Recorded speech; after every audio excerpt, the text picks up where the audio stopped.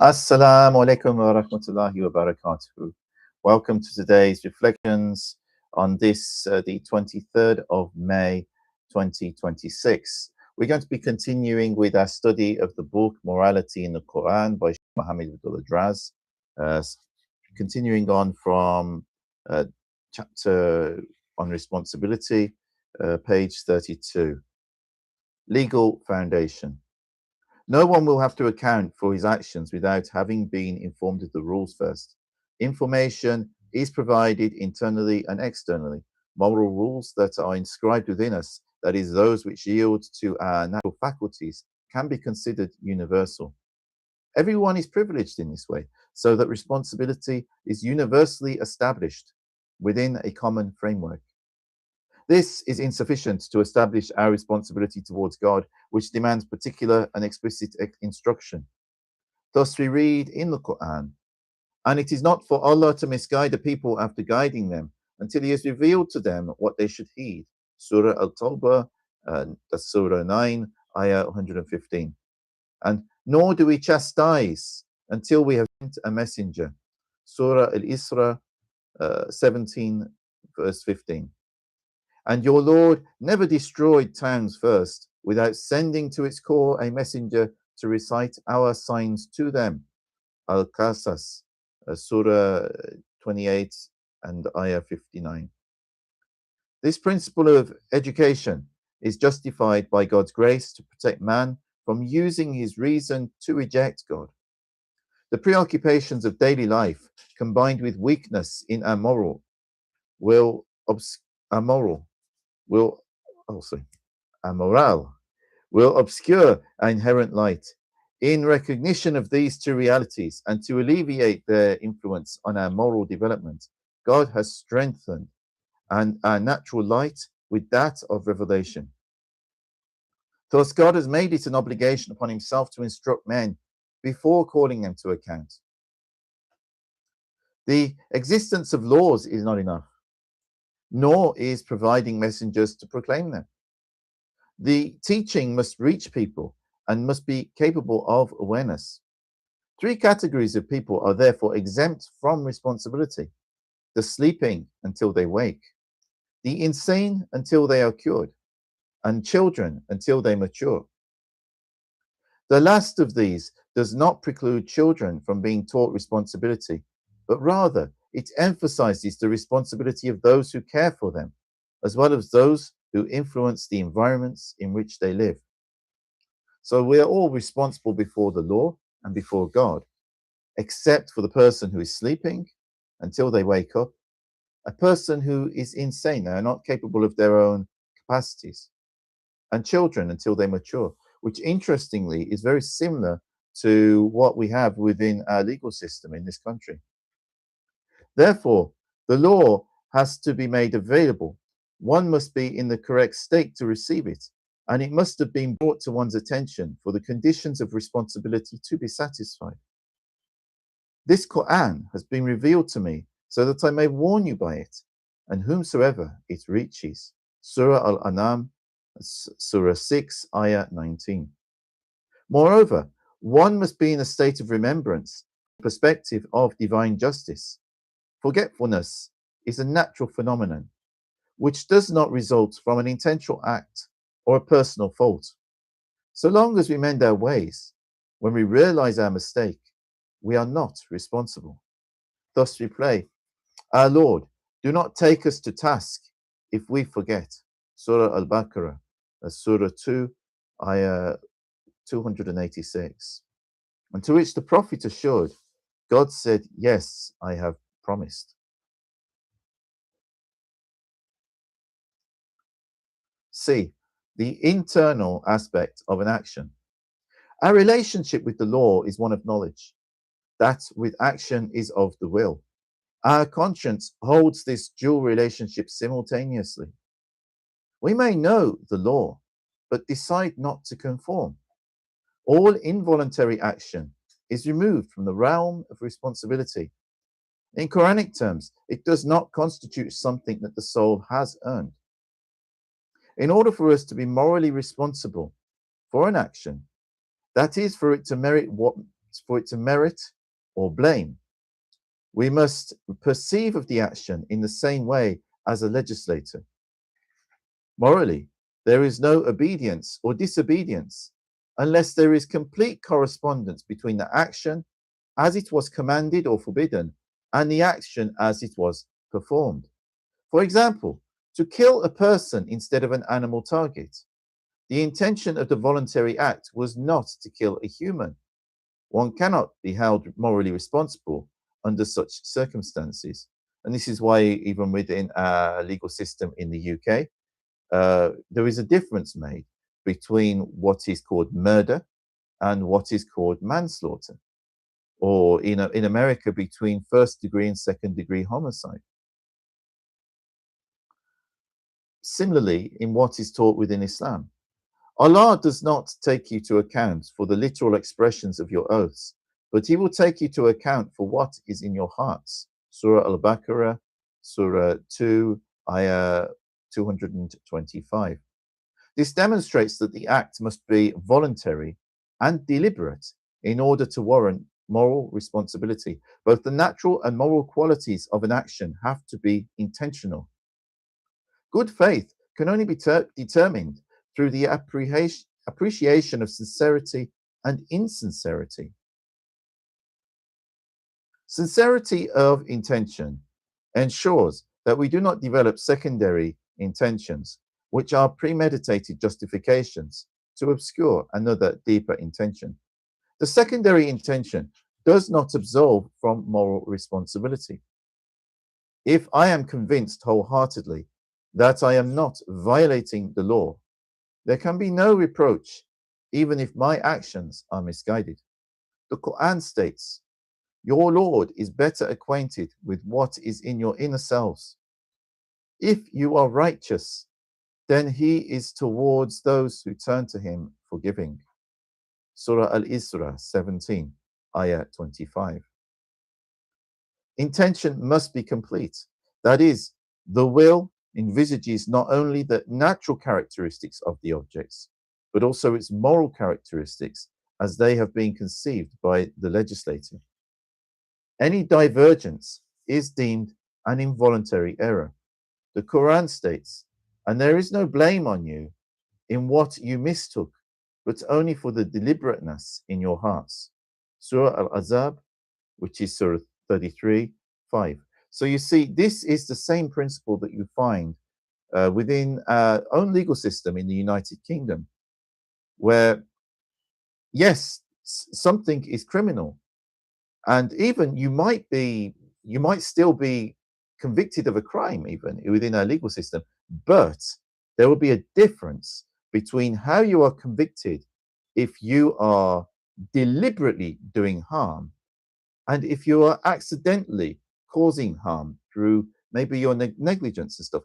And then that will be judged even within our legal system as to whether that negligence was something which was truly irresponsible or was something which, was really a fault of no one. And it could have happened. And depending on what sentence you get, or if you're even allowed to walk away, will depend upon that principle. And that principle is something which is highlighted in the Quran. Action has moral value if it is performed with the intent or will to obey the law. Likewise, reprehensible acts do not entail responsibility if they were unintentional, in spite of the law. The reverse, however, is not true. Good intention does not mean that the object is moral. Intentionality is thus a necessary condition for responsibility and morality, but it is also insufficient. We have thus far covered knowledge, will, and action. D. Freedom. The will may be occupied by other forces which influence choice. We must therefore examine the extent of our power, the efficacy of our effort or freedom. The Quran recognizes the power of the individual to purify their inner being, or to debase and corrupt it. The elements of our moral character that are not amenable to change are not objects of obligation or responsibility. Being happy or sad, pessimistic or optimistic, by nature does not dictate morality any more than physical disabilities. So how we feel has nothing to do with morality. Some people these days especially, they feel very strong on something. They feel very strong. But just because you feel very strong on something, does that mean that it is a right or wrong thing? Does that mean that someone is doing something wrong just because you feel strongly about it and don't like it? It depends what it is. It certainly doesn't mean it by itself. Moreover, we must distinguish between the suggestions inspired by our inclinations, against which we can do nothing, and our will. The will does not operate in isolation of the rest of our being. It needs to look for motives, which are found in reason and instinct. There is always a because behind every voluntary action. Even when there is hesitation between the two choices, the ultimate decision is taken on the grounds that choice was either equally as good as the other or better. An indifferent will is an imperfect will. In the ethical realm, the will is always exclusive. It is both positive and negative. I want this, not that. This supposes a motive, that is self-interest or duty. The soul is made in such a way that it never makes any choice without being satisfied that there is some appropriate connection between the measure to take and the good to be attained. By definition, will is the pursuit of finality. The act of willing is not a natural continuation of previous acts, as the Quran declares that this is not possible given human limits. The freedom which conditions responsibility must rule human nature rather than be ruled by it. Despite our feelings, temperaments, ideas, and habits, we are free to make decisions. This does not make it independent of our unique makeup, but underscores the flexibility of these elements within human nature. To will something is to order it. It is the beginning of a series. To will something, before acquiescing to any design or motive, the will first imbues it with certain colors. It transforms it into a rational formula. By adding this protocol, I adopt this maxim as a rule for my behavior. The decisive moment in the process of decision making requires a factor beyond those of tendencies, feelings, and ideas. These have persuasive power and may influence decisions, but they are not the factors that actually bring one of several possibilities into existence. That factor is our total self, the end judge, which determines the value of a particular aim, decisively endorsing a particular motive. This total self manages the interplay of our faculties in a way that enables us to orient our choice as we wish. In other words, we creatively adapt to either opposing aims. Everybody feels within themselves the power to stop a particular course of action. If we're not, it is because we choose not to. This is a natural freedom. There is also a specifically moral power, a strict duty. The first power is that to choose between opposites. The second is good use that we make of the first. We must effectively possess this power over two opposites. Despite the pressure of internal and external nature in support of one choice, we can still choose freely without constraint or necessity. But this is distinct from actually choosing what is good. When the self makes its choice on the side that meets the most resistance, assuming that this represents greater respect for the law, it calls upon reserves of potential energies in order to compensate for the deficit of the forces present. This effort will give greater credence to the chosen course. The total self is the ultimate arbiter of our powers, not only approving them, but more critically commanding them so that they are at our service. This is how morality occurs and how responsibility is engaged. It is not in the actual occurrence of the event, nor in the lack of strength of your senses, but in the contribution you make to it, in the final coloration which you imprint upon it, in the seal of authority that you place on it. Moral responsibility is asserted whenever an intentional decision takes place, whatever the seemingly irresistible compulsion of a physical, social, or moral nature. The Quran asserts 4 essential elements in this regard. 1. The impossibility of foreseeing our future actions. 2. The individual's power to improve or degrade his inner being. 3. The powerlessness of any suggestion to really influence our decisions. It is we who must accept or reject them. 4. The severe condemnation of actions resulting from passion or blind imitation. Yet exceptions to this responsibility are to be found when a tangible influences from the outside, like the threat of an aggressor or hunger, lead us to commit acts that would otherwise be reproachable. There is no blame in intentionally and voluntarily breaking the law, but without willingly doing so. That is, without express aim of breaking the law. Rather, the aim is some other object, for example, to save a life. In this regard, the Quran states, whoever disbelieves in Allah after his belief, except for he who has coerced and whose heart is secure in faith, but he who invites disbelief into his breast, on them is the wrath of Allah. Surah An-Nahl 16:106. But whoever is compelled by hunger to eat of that which is forbidden, not inclining willfully towards sin, then surely Allah is forgiving and merciful. Surah Al-Ma'idah 5:3. So you see, here the Shaykh is basically talking about our will, that we choose things. And if we are strong-willed, we can choose even when we're hungry, even when we're thirsty, even when we're in a difficult situation, we can still choose to do something which is very difficult, but we can still choose to do it. And if we have the will to do it, we can do that, let alone in other situations. So he's saying that ultimately, whether we do something, whether that thing is right or wrong, whether we do it, it depends on whether we decide to do it. And even if there's something we're supposed to do, but we choose not to do it, that is also us choosing not to do it. We could have done it, but we chose not to do it. And then you're saying, well, where's the culpability and blame in this situation? And he says there are exceptions in this to responsibility. So normally we are responsible for this.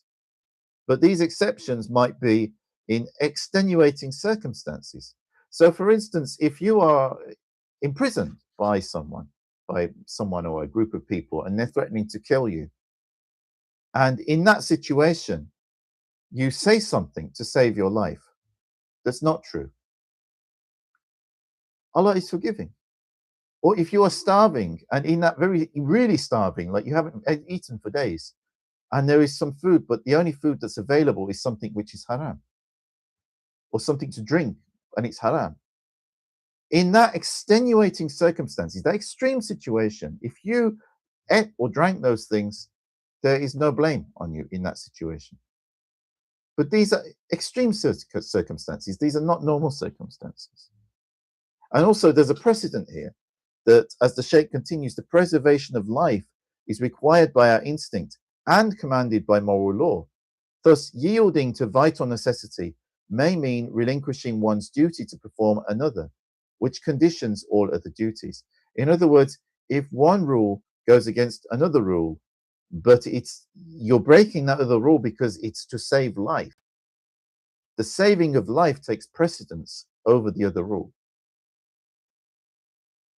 And this is something a lot of people don't understand about the teachings of Islam, in the way that it orders our lives, and in regards to the religious law aspect of Islam, in terms of the fiqh, the jurisprudence, is that not all of these rules are equal. Not all of them have the same precedence.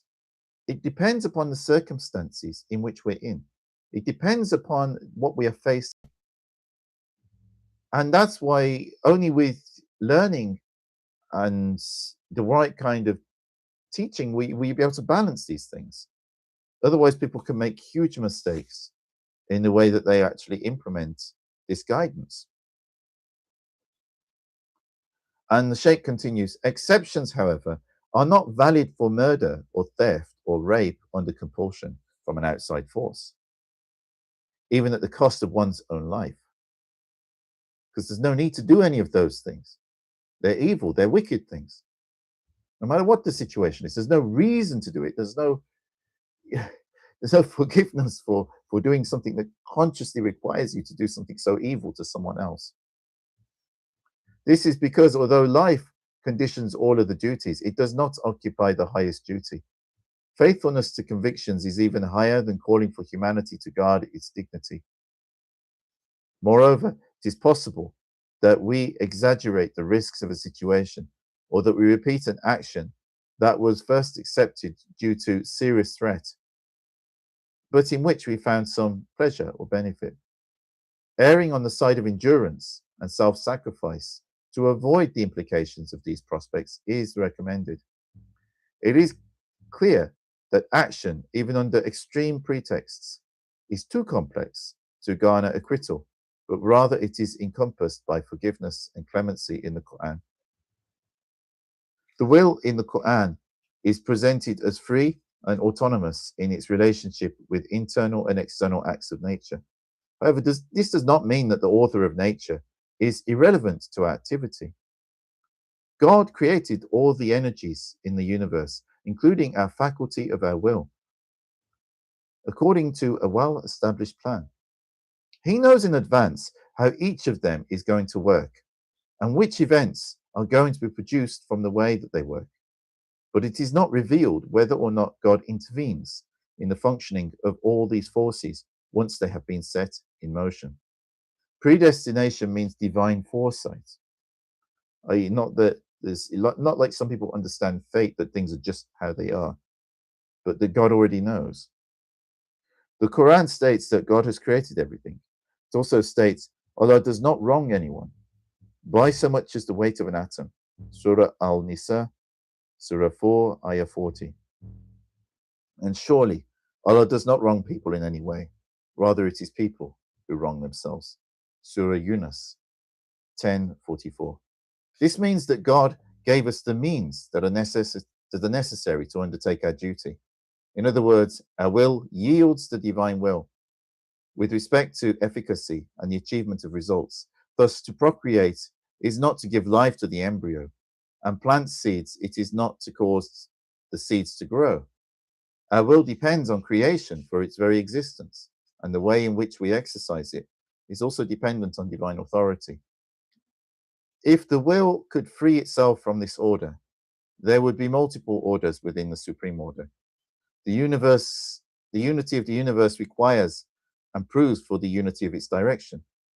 Moral evil may go against his legislative will, but not his creative will.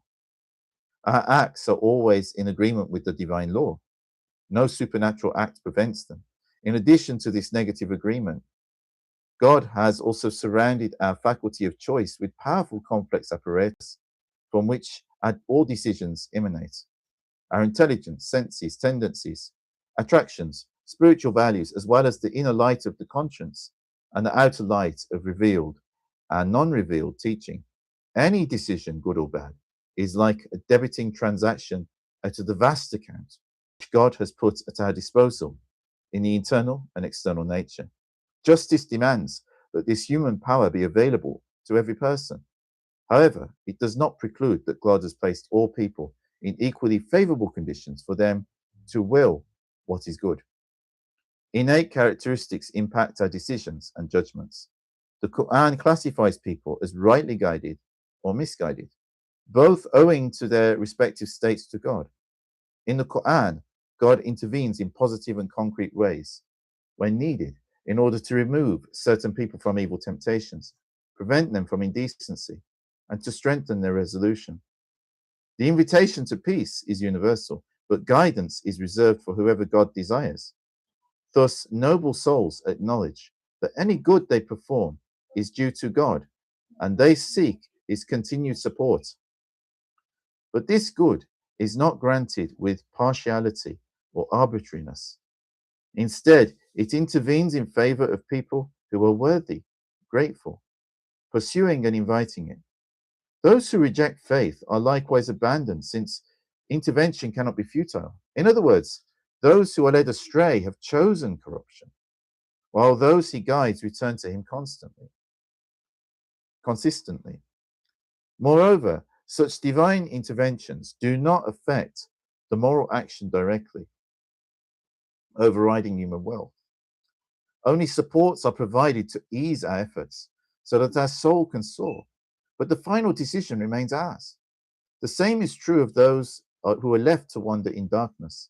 The question of whether God stands away completely once he has placed the universe and personal resources at our disposal has not been answered, not conclusively in the Quran. Engaging such discussion is futile and can only result in conjecture. This is not an excuse to dismiss responsibility. In the end, what is moral is the way we view our actions, not the process of their production. The examination of our conscience when we are about to make a decision. When we act, we do so of our own volition, not as the instruments of God, since there is no way of knowing his divine will in advance. We accept the chosen action as our own. This is why the Quran proclaims our responsibility before God, while it seemingly subordinates human nature to divine will. So you see, this is talking about the balance between our responsibility, the fact that we've been given guidance, we've been given divine laws, we also have laws within all societies that we are supposed to follow. And there are also those moments when people don't follow them. And the reasoning behind this and the balance behind that, and also the balance between these rules, because sometimes there are occasions when people have to break a rule in order to save a life. And then there are other times when, because of extreme circumstances where people are starving, they might break a rule.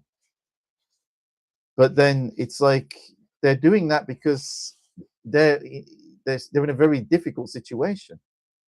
And even a court of law outside of Islam, in certain situations like this, would take that into account before making a ruling on it. Now, if that is what even our courts understand, obviously the divine who created us, God, understands that even better than we do. And so the Shaykh was just drawing out these points and highlighting in the Quran, Allah says that he does not wrong anyone by so much as the rate of an atom. And surely Allah does not wrong people in any way, and rather it is people who wrong themselves. I'm going to leave it there today. The book I've been reading is called Morality in the Quran. It is by Shaykh Muhammad Abdullah Draz, as those who were here from the beginning would know, who was an Azri Shaykh from the past century, and I highly recommend it. It will shed light on many of your questions. If you appreciate these videos, please do like and subscribe. And there is also a Buy Me a Coffee link on my channel, which if you subscribe to it, this will allow you to be able to sponsor the work that I'm doing, and you will get a share of the reward in that. And also you'll be on the list for my Zoom sessions where we actually bring people together and you can talk to me more freely, not like in these prepared broadcasts. I wish you all have a very good evening and enjoy the rest of the weekend. May Allah bless you all.